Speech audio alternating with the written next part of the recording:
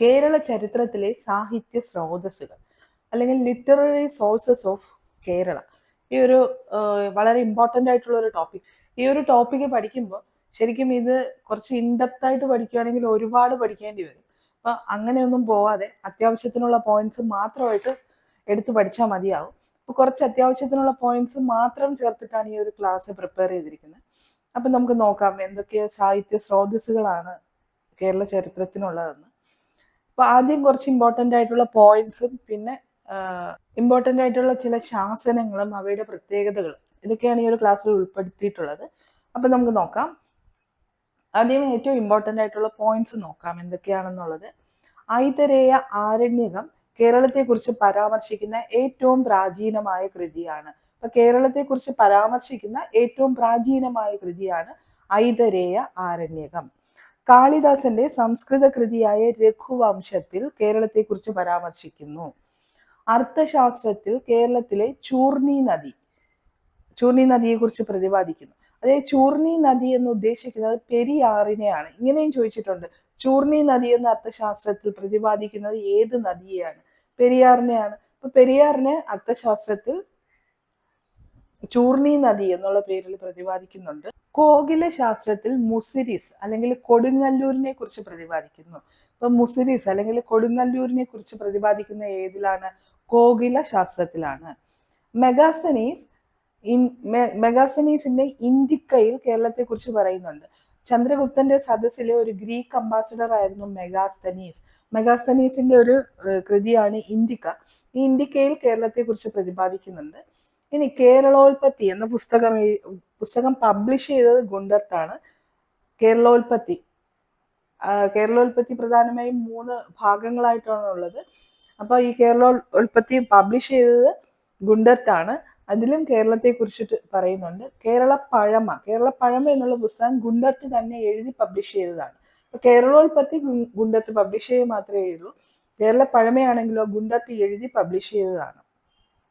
ഇനി മലബാറിനെ കുറിച്ച് പറയുന്ന പുസ്തകം മലബാർ മാനുവലിലും കേരളത്തെ കുറിച്ചിട്ടുള്ള ചരിത്രം കാണാം. ഇത് എഴുതിയത് വില്യം ലോഗനാണ്.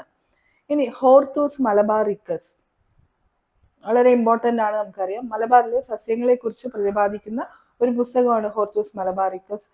ഇതിന്റെ രചനയിൽ സഹായിച്ചത് ആരാണെന്നും ഇത് രചിച്ചത് ആരാണെന്നും എവിടെയാണ് പ്രസിദ്ധീകരിച്ചതെന്നും ഒക്കെ വളരെ ഇമ്പോർട്ടൻ്റ് ആണ്. നമുക്കറിയാം, ആംസ്റ്റർഡാമില് ലാറ്റിൻ ഭാഷയിലാണ് ഇത് പ്രസിദ്ധീകരിച്ചത്. ഇതിനെ മലയാളത്തിലേക്ക് വിവർത്തനം ചെയ്തത് KS മണിലാലാണ്.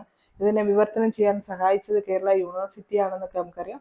ഇതിന്റെ രചന നിർവഹിച്ചത് ഇ ടി അച്യുതനാണ്. രചിച്ചത് വാൻഡ്രീഡ് ആണ്. രചനയിൽ സഹായിച്ചത് ഇ ടി അച്യുതനാണ്. പിന്നെ എന്താണ്, രചനയിൽ സഹായിച്ച കാർമൽ പുരോഹിതൻ ആരാണ്? ജോൺ മാത്യൂസ് ആണ്. ഇതെല്ലാം വളരെ ഇമ്പോർട്ടൻ്റ് ആണ്. ഏറ്റവും ആദ്യമായി പ്രതിപാദിക്കുന്ന വൃക്ഷം തെങ്ങാണ്. അവസാനമായി പ്രതിപാദിക്കുന്ന വൃക്ഷം ആലാണ്. ഇതെല്ലാം എക്സാമിന് ചോദിച്ചിട്ടുള്ളതാണ്. അപ്പോൾ മലബാറിലെ ഔഷധ സസ്യങ്ങളെ കുറിച്ച് പ്രതിപാദിക്കുന്ന പുസ്തകമാണ് ഹോർത്തൂസ് മലബാറിക്കസ്. ഇത് രചിച്ചത് ഡച്ചുകാരാണ്. ഇനി മറ്റു ചില പ്രധാനപ്പെട്ട കൃതികളാണ് തുഹ്ഫത്തുൽ മുജാഹിദീൻ. കേരളത്തെക്കുറിച്ച് ആദ്യമായി ഒരു കേരളീയൻ എഴുതിയ പുസ്തകമാണ് തുഹ്ഫത്തുൽ മുജാഹിദീൻ. ഓക്കെ, അപ്പൊ തുഹ്ഫത്തുൽ മുജാഹിദീൻ എന്ന് പറഞ്ഞാൽ കേരളത്തെക്കുറിച്ച് ആദ്യമായി ഒരു കേരളീയൻ എഴുതിയ പുസ്തകമാണ്. ഇനി മറ്റു 2 പ്രധാനപ്പെട്ട കൃതികളാണ് മുഹദ്ദീൻ മാലയും മത്തു മുബീൻ. ഇവ രണ്ടും എഴുതിയത് ഹാസി മുഹമ്മദ് ആണ്. ഇതില് മുഹദ്ദീൻ മാല ആദ്യത്തെ അറബി മലയാളം കൃതിയാണ്. അപ്പൊ ആദ്യത്തെ അറബി മലയാളം കൃതി ഏതാണ്? മുഹദ്ദീൻ മാലയാണ് ആദ്യത്തെ അറബി മലയാളം കൃതി. എഴുതിയത് ആരാണ്? ഹാസി മുഹമ്മദ് ആണ്. ഇനി ഫത്തു മുബീൻ ആണെങ്കിലോ പോർച്ചുഗീസുകാർക്കെതിരെ യുദ്ധം ചെയ്യാൻ നാട്ടുകാരോട് ആഹ്വാനം ചെയ്യുന്ന പുസ്തകമാണ് ഫത്തു മുബീൻ. അപ്പോൾ ഫത്തു മുബീനും മുഹദ്ദീൻ മാലയും രണ്ടും എഴുതിയത് ഹാസി മുഹമ്മദ് ആണ്. മുഹദ്ദീൻ മാലയാണെങ്കിലും ആദ്യത്തെ അറബി മലയാളം കൃതിയാണ്. ഫത്തു മുബീൻ ആണെങ്കിലോ പോർച്ചുഗീസുകാർക്കെതിരെ യുദ്ധം ചെയ്യാൻ നാട്ടുകാരോട് ആഹ്വാനം ചെയ്യുന്ന കൃതിയാണ് ഫത്തു മുബീൻ. ഇനി മധുരൈ കാഞ്ചി, ഈ കൃതിയിലാണ് ഓണത്തെക്കുറിച്ച് പരാമർശിക്കുന്നത്. ഓണത്തെക്കുറിച്ച് ആദ്യമായി പരാമർശിച്ചു കണ്ട പുസ്തകം ഏതാണ്? മധുരൈ കാഞ്ചിയാണ്. ഇനി മറ്റൊരു കൃതി മണിമേഖലയാണ്. മണിമേഖലയിൽ കേരളത്തിലെ ബുദ്ധമതത്തെക്കുറിച്ച് പരാമർശിക്കുന്നു. ഇളങ്കോവടികളുടെ ചിലപ്പതികാരത്തിൽ ജൈന മതത്തെക്കുറിച്ച് പ്രതിപാദിക്കുന്നു. അപ്പം മണിമേഖലയിലാണെങ്കിലോ ബുദ്ധമതത്തെക്കുറിച്ച് പ്രതിപാദിക്കുന്നു. ഇളങ്കോവടികളാണ് ചിലപ്പതികാരം എഴുതിയത്. ചിലപ്പതികാരത്തിൽ ജൈനമതത്തെക്കുറിച്ച് പ്രതിപാദിക്കുന്നു. ഇനി സുലൈമാൻ കേരളത്തെക്കുറിച്ച് ആദ്യമായി പരാമർശിച്ച അറബി സഞ്ചാരിയാണ്. കേരളം സന്ദർശിച്ച ആദ്യത്തെ അറബി സഞ്ചാരി ആരാണ്? മാലിക് ബിൻ ദിനാർ. SCERT പറയുന്ന കാര്യമാണ്. കേരളം സന്ദർശിച്ച ആദ്യത്തെ അറബി സഞ്ചാരി മാലിക് ബിൻ ദിനാറും കേരളത്തെക്കുറിച്ച് ആദ്യമായി പരാമർശിച്ച അറബി സഞ്ചാരി ആരാണ്? സുലൈമാനും ആണ്. ഇനി ഫ്രയർ ജോർദാനസ് കേരളത്തിലെ മരുമക്കത്തായത്തെ കുറിച്ച് പ്രതിപാദിക്കുന്ന ഒരു കൃതിയാണ്. ഇനി ഇബ്നു ബത്തൂത്ത, നമ്മൾ SCERT വായിക്കുമ്പോൾ കാണാൻ പറ്റുന്ന ഒരു പേരാണ് ഇബ്നു ബത്തൂത്ത. കേരളം ഏറ്റവും കൂടുതൽ പ്രാവശ്യം സന്ദർശിച്ച മൊറോക്കോ സഞ്ചാരിയാണ് ഇബ്നു ബത്തൂത്ത. കൊല്ലം നഗരം ഏറ്റവും നല്ല നഗരമെന്ന് അദ്ദേഹത്തിന്റെ കൃതികളിൽ അഭിപ്രായപ്പെട്ടു. ഇബ്നു ബത്തൂത്ത ആരാണ്? കേരളം ഏറ്റവും കൂടുതൽ പ്രാവശ്യം സന്ദർശിച്ച മൊറോക്കോ സഞ്ചാരിയാണ്. കൊല്ലം നഗരം ഏറ്റവും നല്ല നഗരമാണെന്ന് അഭിപ്രായപ്പെട്ട വ്യക്തിയാണ് ഇബ്നു ബത്തൂത്ത. ഇനി നമുക്ക് പ്രാചീന കേരളത്തെ കുറിച്ചൊക്കെ കൂടുതൽ കാര്യങ്ങൾ അറിയാൻ പറ്റുന്നത് ശാസനങ്ങളിലൂടെയാണ്. അപ്പൊ ഏറ്റവും പ്രധാനപ്പെട്ട കുറച്ച് ശാസനങ്ങൾ ഏതൊക്കെയാണെന്ന് നോക്കാം. നമ്മുടെ കേരള കൾച്ചറിന്റെ വെബ്സൈറ്റിൽ കുറെ ശാസനങ്ങൾ കൊടുത്തിട്ടുണ്ട്. അതിൽ ഏറ്റവും ഇമ്പോർട്ടന്റ് ആയിട്ടുള്ള ശാസനങ്ങൾ മാത്രമേ ഇതിൽ ഉൾപ്പെടുത്തിയിട്ടുള്ളൂ. അപ്പൊ കുറെ പ്രധാനപ്പെട്ട ശാസനങ്ങളുണ്ട്. പാലിയം ശാസനം, അശോകന്റെ ശിലാശാസനം, മാമ്പള്ളി ശാസനം, പിന്നെ എന്താണ് വാഴപ്പള്ളി ശാസനം, തരിസാപ്പള്ളി ശാസനം. ഇതൊക്കെ എക്സാമിന് മുമ്പേ ചോദിച്ചിട്ടുള്ളതാണെന്ന് അറിയാം. ഇതിന്റെയൊക്കെ ഇമ്പോർട്ടൻസ് എന്താണെന്ന് നോക്കാം. ആദ്യത്തേത് പാലിയം ശാസനം. ശ്രീമൂലവാസം ചെപ്പേടുകൾ എന്നും അറിയപ്പെടുന്നു. ഇത് ഇമ്പോർട്ടൻ്റ് ആണ്. റാങ്ക് മേക്കിംഗ് പോയിന്റ് ആയിട്ട് നമുക്ക് കരുതാം. കോമൺ ആയി ചോദിക്കാത്ത എന്നാൽ പ്രധാനപ്പെട്ട പോയിന്റ്സ് ആണ് ഇതൊക്കെ. ഇപ്പൊ ശ്രീമൂലവാസം ചെപ്പേടുകൾ എന്നറിയപ്പെടുന്ന ശാസനം ഏതാണ്? പാലിയം ശാസനം. വിഴിഞ്ഞം ആസ്ഥാനമാക്കിയ ആയി രാജാവ് വിക്രമാദിത്യ വരഗുണൻ തന്റെ 15ാം ഭരണവർഷത്തിൽ ശ്രീമൂലവാദം അല്ലെങ്കിൽ ശ്രീമൂലവാസം ബൗദ്ധ സ്ഥാപനത്തിന്റെ കുറെ സ്ഥലം ദാനം നൽകിയതാണ് ഇതിലെ പാലിയം ശാസനത്തിലെ വിഷയം. ഈ വിഷയം എന്താണെന്ന് പഠിക്കേണ്ട ആവശ്യമില്ല. ബുദ്ധനെയും ധർമ്മത്തെയും സംഘത്തെയും അനുസ്മരിച്ചുകൊണ്ടുള്ള മംഗളാചരണം അടങ്ങിയിട്ടുള്ള ശാസനമാണിത്. അപ്പം പാലിയം ശാസനത്തിന് പറയുന്ന മറ്റൊരു പേര് ഇമ്പോർട്ടൻ്റ് ആണ്, ശ്രീമൂലവാസം ചെപ്പേടുകൾ. ഇതിൽ ബുദ്ധനെയും ധർമ്മത്തെയും സംഘത്തെയും അനുസരിച്ചുള്ള മംഗളാചരണങ്ങൾ ഉൾപ്പെടുന്ന ശാസനമാണ് പാലിയം ശാസനം. അടുത്ത ഇമ്പോർട്ടൻ്റ് ആയിട്ടുള്ള ഒരു ശാസനമാണ് തരിസാപ്പള്ളി ശാസനം. അയ്യനടികൾ തിരുവടികളാണ് തരിസാപ്പള്ളി ശാസനം രചിച്ചത്. ഇമ്പോർട്ടൻ്റ് ആണ്. കൊല്ലം ചെപ്പേടുകളാണെങ്കിലും ഇത് കോട്ടയം ചെപ്പേടുകൾ എന്നും അറിയപ്പെടുന്നുണ്ട്. അപ്പൊ ഇത് കൊല്ലം ചെപ്പേടുകൾ എന്നാണ് പൊതുവെ അറിയപ്പെടുന്നത്. അങ്ങനെയാണെങ്കിൽ കോട്ടയം ചെപ്പേടുകൾ എന്ന് ഇതിനെ പറയാറുണ്ട്. തീയതി കൃത്യമായി കണ്ടുപിടിച്ച ആദ്യത്തെ പ്രധാന കേരള ശാസനമാണിത്. ഇത് രചിച്ച സമയത്തെ തീയതി കൃത്യമായി കണ്ടുപിടിച്ച കേരളത്തിലെ ആദ്യത്തെ ശാസനമാണ് തരിസാപ്പള്ളി ശാസനം. കേരളത്തിലെ മുസ്ലിങ്ങളെ കുറിച്ച് വിവരം നൽകുന്ന പ്രാചീന രേഖയാണ് തരിസാപ്പള്ളി ശാസനം. ഇപ്പൊ തരിസാപ്പള്ളി ശാസനം ആരാണ് രചിച്ചത്? അയ്യനടികൾ തിരുവടികളാണ്. കൊല്ലം ചെപ്പേടുകൾ എന്നും കോട്ടയം ചെപ്പേടുകൾ എന്നും ഒക്കെ അറിയപ്പെടുന്നുണ്ട്. തീയതി കൃത്യമായി കണ്ടുപിടിച്ച കേരളത്തിലെ ആദ്യത്തെ പ്രധാന ശാസനമാണ് തരിസാപ്പള്ളി ശാസനം.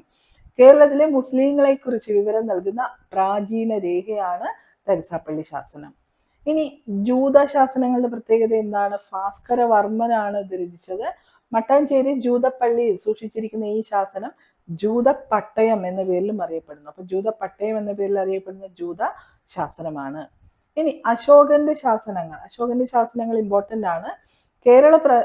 കേരളത്തെ കുറിച്ച് പരാമർശമുള്ള ആദ്യത്തെ ശിലാരേഖയാണ്.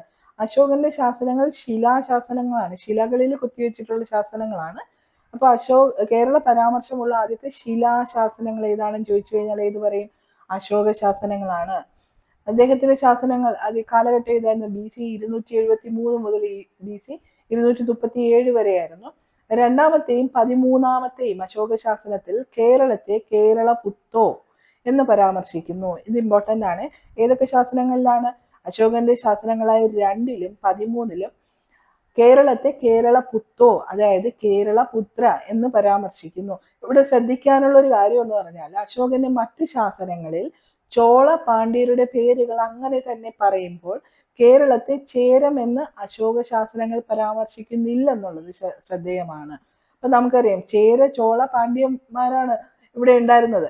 അതിൽ കേരളത്തെ ചേരന്മാരെന്ന് അശോകന്റെ ശാസനങ്ങളിൽ പറയുന്നില്ല. പിന്നെ എന്താണ് പറയുന്നത്? കേരള പുത്തോ അല്ലെങ്കിൽ കേരള പുത്ര എന്നാണ് അശോകന്റെ ശാസനങ്ങളിൽ കേരളത്തെ പ്രതിപാദിക്കുന്നത്. അപ്പൊ കേരളത്തെ കുറിച്ച് ആദ്യമായി പരാമർശമുള്ള ശിലാശാസനമാണ് അശോകന്റെ ശാസനം. ഏതൊക്കെ ശാസനങ്ങളിലാണ് കേരളത്തെ കുറിച്ച് പറയുന്നത്? 2-13 കുറിച്ചാണ് പറയുന്നത്. ഇനി കേരളത്തെ ചേരനാട്, ചേരന്മാരാണെന്ന് കേരളത്തെ പറയുന്നില്ല. പിന്നെ കേരളീയരെ എന്ത് പറയുന്നു? കേരളപുത്തോ അല്ലെങ്കിൽ കേരളപുത്ര എന്നാണ് പ്രതിപാദിച്ചിരിക്കുന്നത്. ഇനി എന്താണ് മാമ്പള്ളി ശാസനം എന്ന് നോക്കാം. വല്ലഭൻ കോതയാണ് മാമ്പള്ളി ശാസനം രചിച്ചത്. ലഭ്യമായ ശാസനങ്ങളിൽ കൊല്ലവർഷം ആദ്യമായി ഉപയോഗിച്ചിട്ടുള്ളത് മാമ്പള്ളി ശാസനത്തിലാണ്. എന്താണ് മാമ്പള്ളി ശാസനത്തിന്റെ പ്രത്യേകത? വല്ലഭൻ കോതയാണ് രചിച്ചത്. നമുക്ക് ലഭിച്ചിട്ടുള്ള ശാസനങ്ങളിൽ ആദ്യമായി കൊല്ലവർഷം ഉപയോഗിച്ച് കണ്ടത് മാമ്പള്ളി ശാസനത്തിലാണ്. അപ്പൊ നമ്മളിവിടെ തരിസാപ്പള്ളി ശാസനത്തെ കുറിച്ച് പറഞ്ഞു. തീയതി കൃത്യമായി കണ്ടുപിടിച്ച ആദ്യത്തെ പ്രധാന ശാസനമാണ് എന്ത്? തരിസാപ്പള്ളി ശാസനം. തീയതി കൃത്യമായി കണ്ടുപിടിച്ച ശാസനം തരിസാപ്പള്ളി ശാസനമാണെങ്കിൽ മാമ്പള്ളി ശാസനത്തിന്റെ പ്രത്യേകത എന്താണ്? ലഭ്യമായ ശാസനങ്ങളിൽ കൊല്ലവർഷം ആദ്യമായി ഉപയോഗിച്ചിട്ടുള്ളത് മാമ്പള്ളി ശാസനത്തിലാണ്. ഇനി മാടായിപ്പള്ളി ശാസനത്തിന്റെ പ്രത്യേകത എന്താണ്? കണ്ണൂരിനടുത്തുള്ള മാടായിയിലെ മുസ്ലിം പള്ളി സ്ഥാപിച്ചതിന്റെ സ്മാരകമായ ഒരു അറബി ശാസനമാണ് മാടായിപ്പള്ളി ശാസനം. അപ്പൊ മാടായിപ്പള്ളി ശാസനം കണ്ണൂരിനടുത്തുള്ള മാടായിയിലെ മുസ്ലിം പള്ളി സ്ഥാപിച്ചതിന്റെ സ്മാരകമാണ്. ഇതെന്താണ്? ഒരു അറബി ശാസനമാണ്. ഇനി നമ്മൾ ശാസനങ്ങൾ എന്ന് പറഞ്ഞു. എന്താണ് ശാസനങ്ങൾ? പ്രാചീന കാലത്ത് ഭരണാധികാരികൾ കല്ലിലോ മറ്റേതെങ്കിലും ബിംബങ്ങളിലോ ഒക്കെ അല്ലെങ്കിൽ ചുവരിലോ ഒക്കെ കൊത്തിവെച്ചിട്ടുള്ള രേഖകളാണ് ശാസനങ്ങൾ. അതിപ്പോ നാടുവാഴികൾ നൽകുന്ന ഉത്തരവുകളോ യുദ്ധത്തിലും മറ്റും വിജയിച്ചതിന്റെ രേഖപ്പെടുത്തലുകളോ ഒക്കെ ആയിരിക്കാം ശാസനങ്ങളായി കരുതപ്പെടുന്നത്. ഇനി ചുണ്ണാമ്പുകല്ല്, കരിങ്കല്ല്, ചെമ്പ്, വാളി, മരം എന്നിവയിലൊക്കെ ശാസനങ്ങൾ കാണാൻ പറ്റും. നമ്മൾ നേരത്തെ പറഞ്ഞു അശോകന്റെ ശാസനങ്ങൾ കേരളത്തെ കുറിച്ച് പരാമർശിക്കുന്ന ആദ്യത്തെ ശിലാശാസനങ്ങളാണെന്ന് പറഞ്ഞു. ഇനി അടുത്തൊരു ശാസനമാണ് ചോള ശാസനം. ചോള ശാസനത്തിന്റെ പ്രത്യേകത എന്താണ്? കേരളത്തിന് നേർക്കുണ്ടായ ചോള ആക്രമണങ്ങൾക്ക് ഈ ശാസനങ്ങൾ തെളിവ് നൽകുന്നു. ഇപ്പൊ കേരളത്തിന് നേരെ ഉണ്ടായ ചോള ആക്രമണങ്ങളെ കുറിച്ച് പരാമർശിക്കുന്ന ശാസനമാണ് ചോള ശാസനം. രാജേന്ദ്ര ചോളന്റെ തിരുവിലങ്ങാട്ട് ശാസനത്തിൽ വിഴിഞ്ഞത്തിന് നേർക്കുണ്ടായ ചോളാക്രമണത്തെ കുറിച്ച് പറയുന്നു. ഇനി ചോക്കൂർ ശാസനത്തിന്റെ പ്രത്യേകത എന്താണ്? ഇമ്പോർട്ടന്റ് ആണ്. കേരളത്തിലെ ദേവദാസി സമ്പ്രദായത്തെ കുറിച്ച് ആദ്യ പരാമർശനം നൽകുന്ന ശാസനമാണ് ചോക്കൂർ ശാസനം. എന്താണ് ചോക്കൂർ ശാസനത്തിന്റെ പ്രത്യേകത? കേരളത്തിലെ ദേവദാസി സമ്പ്രദായത്തെ കുറിച്ച് പ്രതിപാദിക്കുന്ന ആദ്യമായി പരാമർശനം ചെയ്യുന്ന ശാസനമാണ് ചോക്കൂർ ശാസനം. ഇനി വടക്കുംനാഥ ക്ഷേത്ര ശാസനത്തിന്റെ പ്രത്യേകത എന്താണ്? തൃശൂർ വടക്കുംനാഥ ക്ഷേത്രത്തിൽ കണ്ടെത്തിയ 12ാം ശതകത്തിലെ ശാസനമാണ് വടക്കുംനാഥ ശാസനം. ഇനി കോട്ടുവായിര വേലിക്കച്ചത്തെ കുറിച്ച് ഇതിൽ പറയുന്നു. അപ്പൊ എന്താണ് കോട്ടുവായിര വേലിക്കച്ചം? കോട്ടുവായ എന്നൊന്നും വിചാരിക്കരുത്, കോട്ടുവായിര വേലിക്കച്ചം. അപ്പോൾ ഒരു റാങ്ക് മേക്കിംഗ് പോയിന്റ് ആയിട്ട് ഇമ്പോർട്ടന്റ് ആയിട്ട് മാർക്ക് ചെയ്ത് പഠിച്ചു ഇത് കോട്ടുവായിര വേലിക്കച്ചം. അതിനെക്കുറിച്ച് പരാമർശിക്കുന്ന ശാസനമാണ് വടക്കുംനാഥ ക്ഷേത്ര ശാസനം. എന്താണ് ഇതെന്ന് നോക്കാം.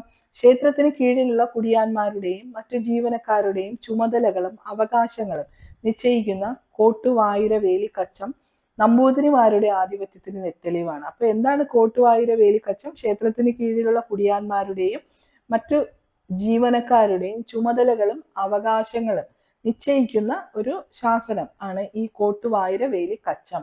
അപ്പൊ ഇത് ഏതിലാണ് കാണപ്പെടുന്നത്? വടക്കുംനാഥ ക്ഷേത്ര ശാസനത്തിൽ കാണാൻ സാധിക്കുന്നതാണ് എന്ത്? കോട്ടുവായിര വേലിക്കച്ചം. കേരളത്തിൽ കുടിയാന്മാരുടെ അവകാശങ്ങളെ നിയന്ത്രിക്കുന്ന ചട്ടങ്ങൾ ഉൾപ്പെട്ട ഏക കച്ചമാണ് ഇത്. ഓക്കെ, ഏത്? കോട്ടുവായിര വേലിക്കച്ചം. അടുത്തെന്താണ്? വാഴപ്പള്ളി ശാസനത്തിന്റെ പ്രത്യേകതകൾ എന്താണെന്ന് നോക്കാം. കണ്ടെടുത്തിട്ടുള്ളതിൽ ഏറ്റവും പഴക്കം ചെന്ന ശാസനമാണ് വാഴപ്പള്ളി ശാസനം. ഓക്കെ, അപ്പൊ കണ്ടെടുത്തതിൽ ഏറ്റവും പഴക്കം ചെന്ന ശാസനം വാഴപ്പള്ളി ശാസനമാണ്. വാഴപ്പള്ളി ശാസനം നമശിവായ എന്നാണ് തുടങ്ങുന്നത്. നമശിവായ എന്ന ശ്ലോകത്തോടെ തുടങ്ങുന്ന ശാസനം ഏതാണ്? ഇമ്പോർട്ടന്റ് ആണ്, ചോദിച്ചിട്ടുണ്ടെന്ന് തോന്നുന്നു. അത് വാഴപ്പള്ളി ശാസനമാണ്. ഈ ശാസനത്തിൽ കാണുന്ന ദിനാരിയസ് നാണയത്തെ കുറിച്ചുള്ള പ്രസ്താവം റോമ സാമ്രാജ്യവുമായി കേരളത്തിലുണ്ടായിരുന്ന വാണിജ്യ ബന്ധത്തിന്റെ തെളിവാണ്. അപ്പൊ ദിനാറസ് അതായത് ദിനാരിയസ് എന്ന നാണയത്തെ കുറിച്ച് പ്രതിപാദിക്കുന്ന ശാസനം ഏതാണ്? വാഴപ്പള്ളി ശാസനമാണ്. മലയാള ലിപി ആദ്യമായി കാണുന്ന ശാസനവും വാഴപ്പള്ളി ശാസനമാണ്. ഇമ്പോർട്ടന്റ് ആണ്. അപ്പൊ ഏറ്റവും പഴക്കം ചെന്ന ശാസനം വാഴപ്പള്ളി ശാസനമാണ്.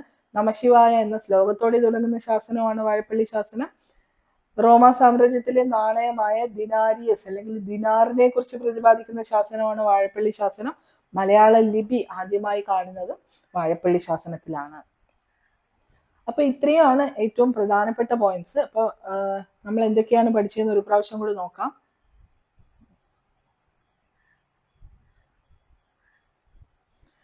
ഐതരീയ ആരണ്യത്തിലാണ് കേരളത്തെ കുറിച്ച് ഏറ്റവും പരാമർശിക്കുന്ന പഴയ കൃതി എന്ന് പറഞ്ഞു. പിന്നെ എന്താണ്, അർത്ഥശാസ്ത്രത്തിലെ ചൂർണിയായി പ്രതിപാദിക്കുന്നത് പെരിയാറിനെയാണ്. കാളിദാസന്റെ സംസ്കൃത കൃതിയായ രഘുവംശത്തിലെ കേരളത്തെ കുറിച്ച് പ്രതിപാദിക്കുന്നു. കോകില ശാസ്ത്രത്തിലാണ് കൊടുങ്ങല്ലൂർ അല്ലെങ്കിൽ മുസിരിസിനെ കുറിച്ച് പ്രതിപാദിക്കുന്നത്. ഇനി മെഗാസ്തനീസിന്റെ ഇന്ത്യക്കയിലെ കേരളത്തെ കുറിച്ച് പറയുന്നുണ്ട്. കേരളോൽപ്പത്തി, കേരള പഴമ, ഇവയൊക്കെ കേരളത്തിന്റെ പഴയ ചരിത്രം കാണാം. കേരളോൽപ്പത്തി പബ്ലിഷ് ചെയ്തത് ഗുണ്ടർട്ടാണ്. കേരള പഴമ എഴുതി പബ്ലിഷ് ചെയ്തത് ഗുണ്ടർട്ടാണ്. അതുപോലെ മലബാർ മാനുവൽ, ഫോർത്തൂസ് മലബാറിക്കസ്, ഇവയിലൊക്കെ കേരളത്തിന്റെ പഴയ ചരിത്രം കാണാം.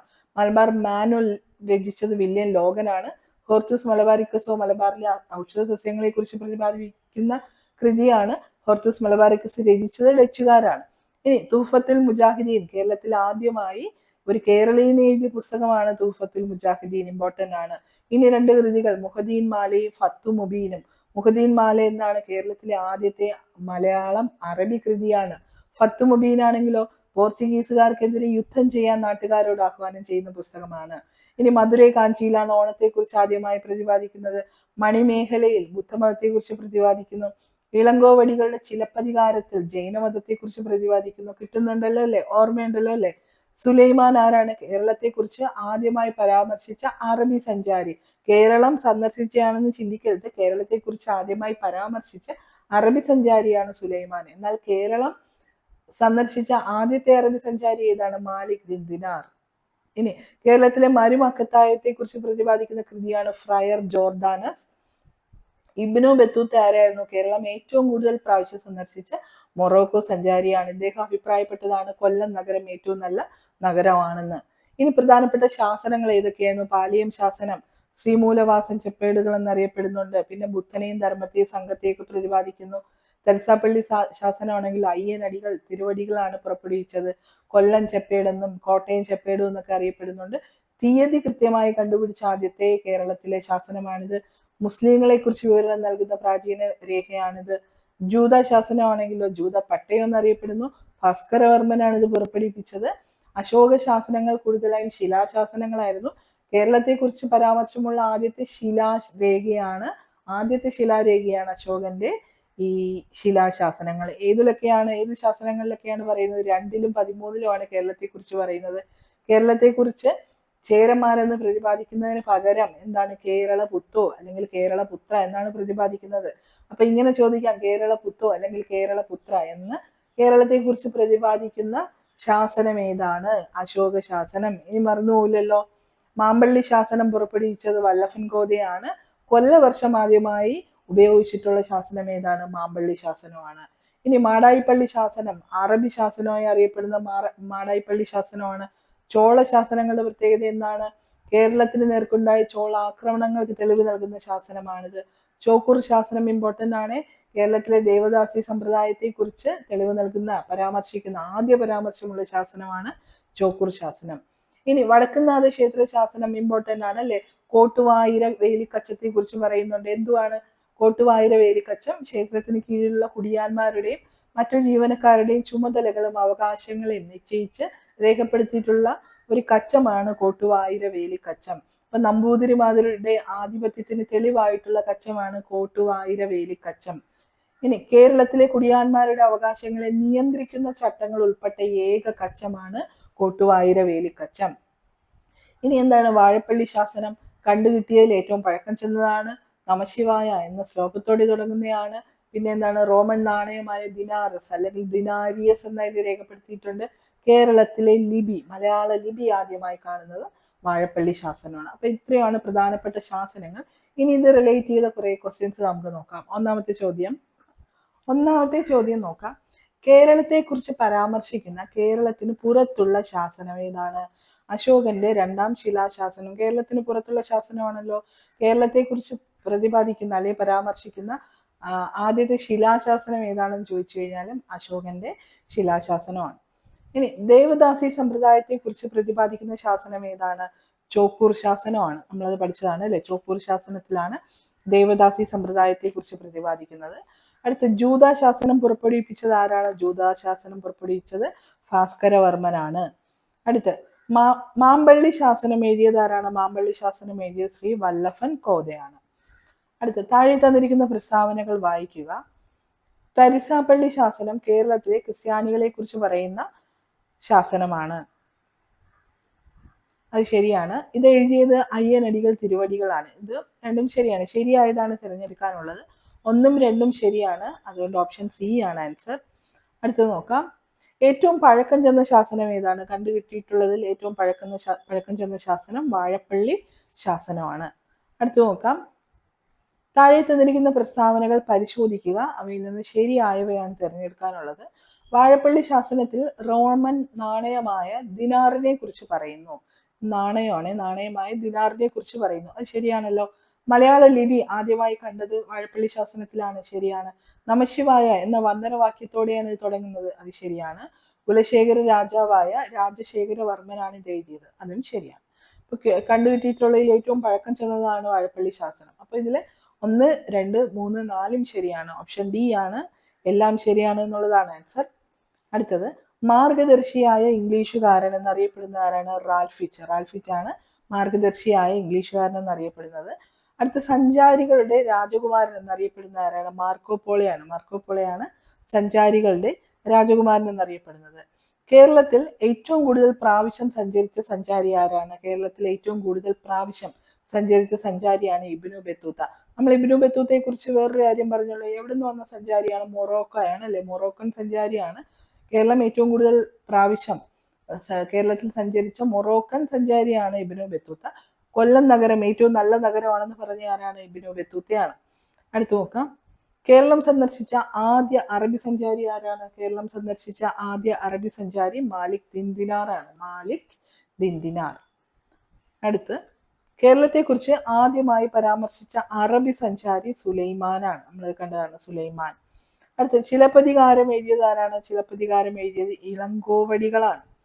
അടുത്ത് ബുദ്ധമതത്തെ കുറിച്ച് പരാമർശിക്കുന്ന സംഘകാല കൃതി ഏതാണ്? ബുദ്ധമതത്തെ കുറിച്ച് പരാമർശിക്കുന്ന സംഘകാല കൃതി മണിമേഖലയാണ്. അടുത്ത് ഓണത്തെ കുറിച്ച് പരാമർശിക്കുന്ന കൃതി ഏതാണ്? ഓണത്തെ കുറിച്ച് പരാമർശിക്കുന്ന കൃതി മധുരൈ കാഞ്ചിയാണ് ഓണത്തെ കുറിച്ച് പരാമർശിക്കുന്ന കൃതി.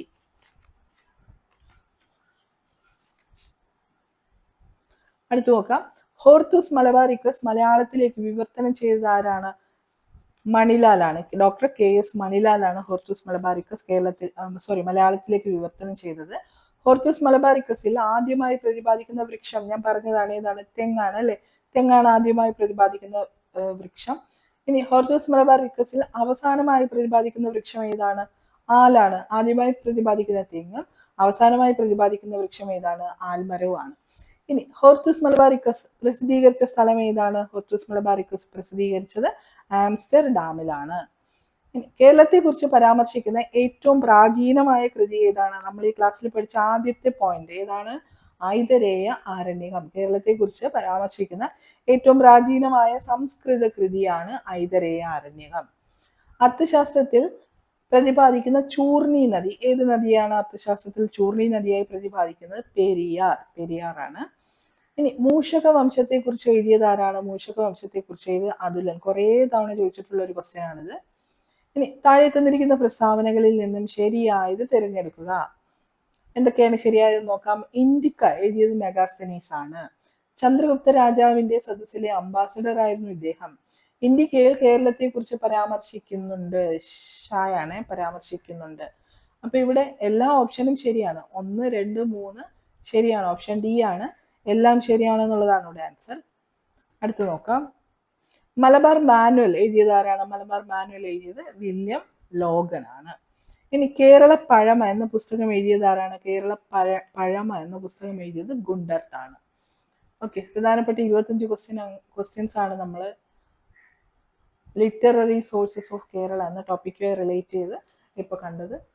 അപ്പോൾ ഈ ഒരു വീഡിയോ നിങ്ങൾക്ക് ഇഷ്ടമായാൽ തീർച്ചയായും ലൈക്ക് ചെയ്യാനും ഷെയർ ചെയ്യാനും ചാനൽ സബ്സ്ക്രൈബ് ചെയ്യാനും മറക്കരുത്. ഇനി അടുത്ത ക്ലാസ് കാണാം. നമ്മളിപ്പോൾ കേരള ചരിത്രം, കേരള ഹിസ്റ്ററിയിലുള്ള ഓരോ ടോപ്പിക്കാണ് ക്ലാസ് ആയിട്ട് എടുത്തുകൊണ്ടിരിക്കുന്നത്. അപ്പോൾ അടുത്ത ക്ലാസ്സിൽ വീണ്ടും കാണാം. Thank you for watching.